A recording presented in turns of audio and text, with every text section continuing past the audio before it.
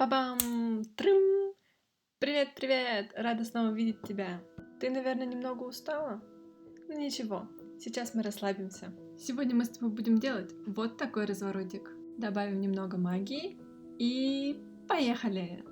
Итак, для начала нам понадобится вся твоя канцелярия и еще много-много креативности. И можно добавить еще разные скотчики. Ну, вообще, понадобится куда больше, но для начала и этого хватит. Сейчас я тебе все расскажу. В первую очередь, я обычно смотрю, насколько большая грамматика, чтобы понять, сколько места мне нужно для нее оставить. Затем пытаюсь выбрать цветовую гамму. Вот это самый сложный процесс. Если часть прошлого разворота выходит на следующую страницу, тогда я стараюсь сделать так, чтобы эти цвета сочетались. Если же это новый разворот, тогда я просто даю волю фантазии. В данном случае у нас первый вариант, поэтому я решила сделать что-то винтажненькое. Естественно, в первую очередь я стараюсь как-то ярко выделить заголовок, чтобы он сразу бросался в глаза. Затем я пишу несколько примеров. Их я пишу обычно синей ручкой во всех конструкциях, чтобы опять же сразу понимать, что это именно примеры.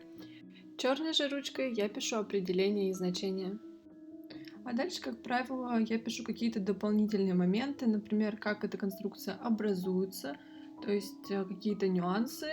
И опять же пишу парочку примеров на вот это вот образование. Но тут уже примеры не в качестве предложений, а в качестве того, как эта конструкция применяется. То есть если это окончание, как конкретно она присоединяется к слову.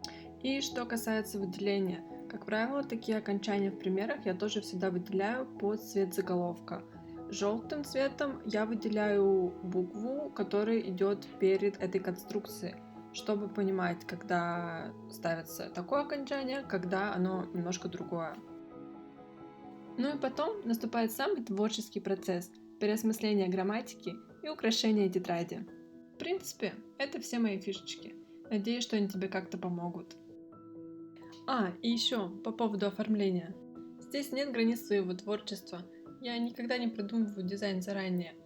Может быть такое, что мне захотелось нарисовать апельсинку, поэтому я просто возьму и нарисую апельсинку. Сам процесс создания любого разворота, конечно, требует много времени и терпения, но ты не представляешь, какой кайф я испытываю, когда делаю все это. У тебя так же? Или ты никогда не заморачиваешься с ведением конспектов? Я вот, к сожалению, совсем не могу без этого. Мне нужно где-то проявлять свое творчество. В конце этого видео я устрою тебе небольшой обзорчик по своей тетради и покажу все развороты, которые я делала до этого. Но, признаться честно, только последние два мне больше всего нравятся. До этого я так же, как и все, училась на своих ошибках, было очень много недостатков.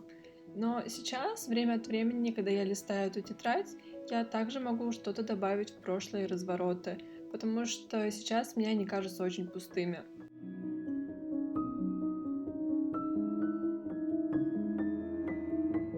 Обычно я не всегда это делаю, но когда у меня есть настроение, я могу что-нибудь нарисовать.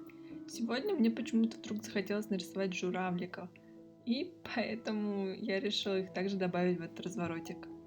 Раньше я украшала так свои ежедневники или какие-то творческие дневники, но потом поняла, что толку от этого мало, ежедневники забрасываются, дневники теряются, а оформление такой грамматики, оно просто на века.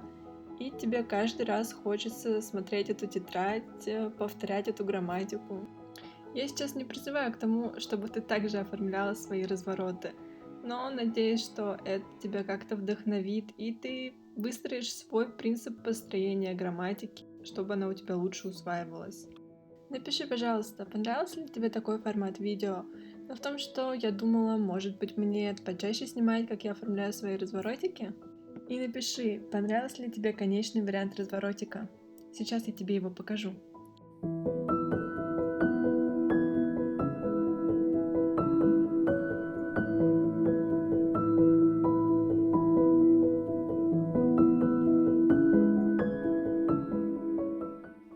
Вай, ты только посмотри на эту красоту!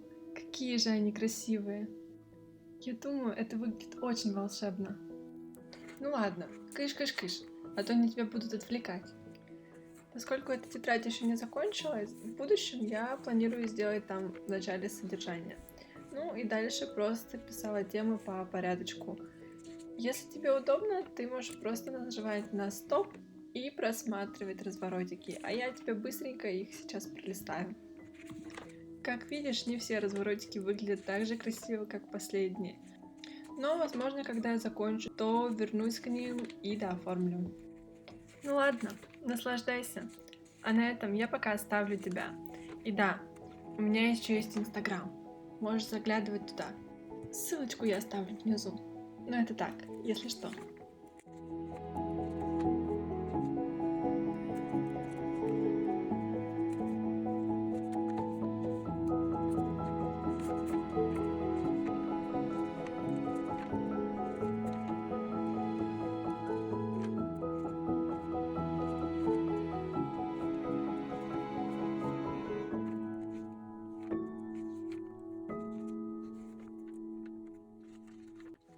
А это тот самый апельсинка.